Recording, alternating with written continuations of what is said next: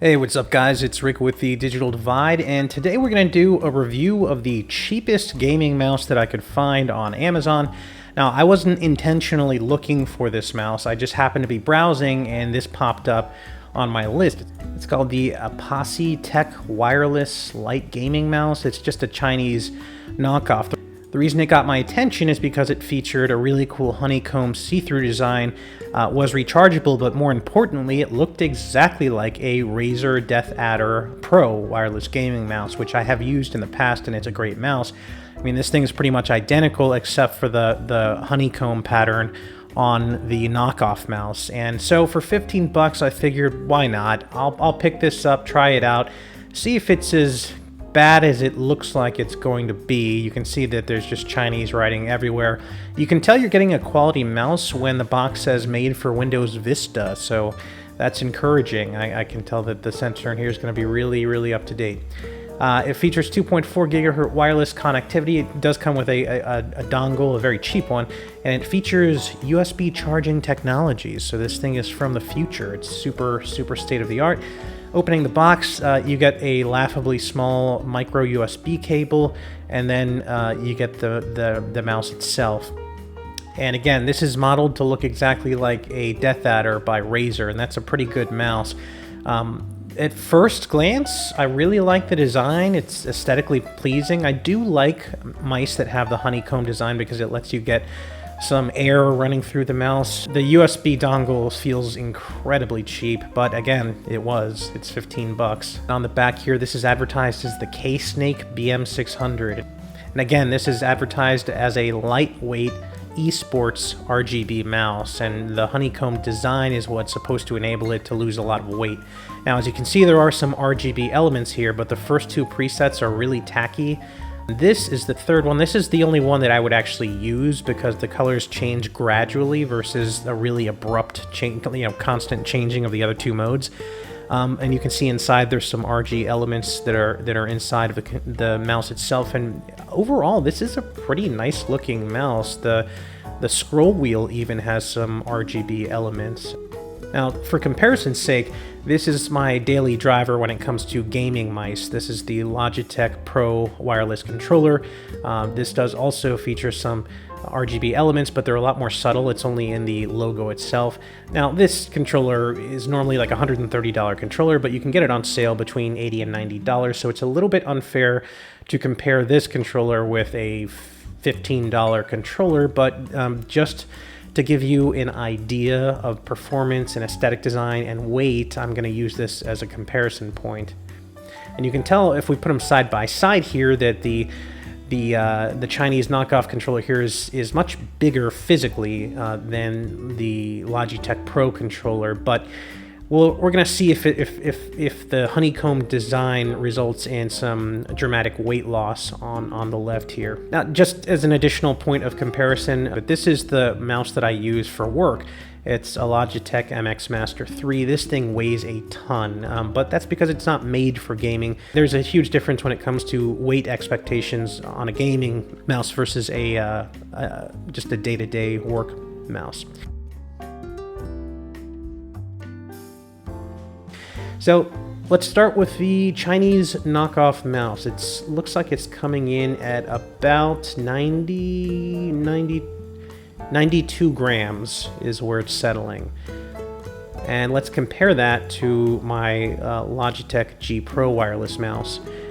And it looks like this one's coming in at about 80 grams, which is significantly lighter despite not having the cutout honeycomb pattern. And just to show you how heavy non-gaming mice are, this one's coming in at 142 grams. So although the Chinese mouse is significantly lighter than a non-gaming mouse, it's not as light as other gaming mice in the market. Now, aesthetically, again, this thing really does look beautiful, I think. The lighting, at least that third lighting mode where the colors gradually change, is pretty impressive. But how does it perform? And that's what we're going to check out now. The game that I use for performance when it comes to mice is going to be Rainbow Six Siege. We're going to jump into a mission here to see how this mouse performs. And wow, right off the bat, I can tell that although the advertised DPI settings are high, the sensor in this thing is really bad. I don't know how to properly explain it, but it's skipping pixels. So if you move your mouse a little bit to the left and right, it's jumping a few pixels ahead because the sensor can't refresh fast enough to keep up with the DPI settings. Oh, this is weird. Okay, this is another issue. Apparently, when you press one of the buttons here on the side, if you're also aiming down sights and you press this button, it's not doing anything. But as soon as I let go of the right mouse button, then it looks like it is responding, and all of a sudden that key is working. So it looks like this mouse is not capable of registering multiple or simultaneous button presses. That's a huge issue for me, especially with a game like Rainbow Six Siege. But let's get back to gameplay and see how accurate this thing is. Okay, so, you know, just initial impressions here, it's not the worst mouse I've ever used, but again, it's not even close to what I would consider even a mid-range mouse when it comes to the sensor in this thing. It's really hard to express verbally what I mean, but if you have this in your hands, we'll see how many headshots I can get. It's kind of skipping all over the place here a little bit, and again, that's hard to convey, but we'll see how I do here. Yeah, wow, this is really bad. I'm having to use my keyboard to compensate by moving the character versus the mouse, because I'm trying to aim for the head on these guys, and it's not registering. You can't see my hand, but like I'll move the mouse a little bit and it won't do anything, and then it'll skip a little bit. It's not doing it a lot, but it's doing it enough to I would never want to use this competitively online. So for comparison's sake, I did jump over to my Logitech G Pro, and immediately you can tell the difference. It's so much more smooth as far as the accuracy of the sensor is concerned. And again, this mouse will work with a variety of simultaneous button presses instead of having to use one at a time. And it's hard to convey through video, but the difference is incredible.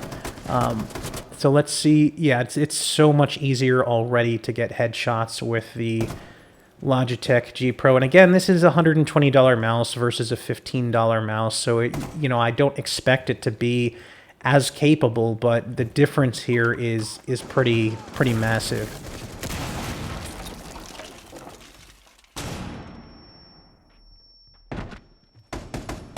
So if you're wondering, most mice that are labeled as gaming mice usually come with some kind of software support so that you can change the button layout or make different memory profiles or change the lighting effects or check your power consumption. The Amazon mouse that I'm reviewing today does not feature any kind of software support, so it is not customizable at all. You cannot reconfigure any of the buttons on it, which is probably to be expected for a $15 mouse, so I can't be too rough on it. If you're curious, the advertised DPI settings this supports is 800, 1600, or 3200. But again, the sensor in this thing is not fast enough to keep up with those DPI levels. The polling rate on the laser in this thing is just way too slow to keep up, and obviously because this thing was made a long time ago, if the box is any indication, supporting Windows Vista.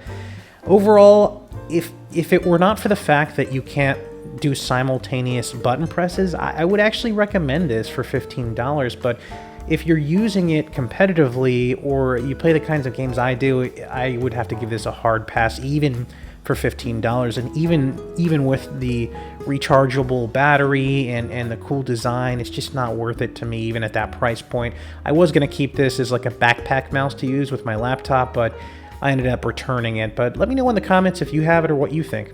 As always, thank you for watching.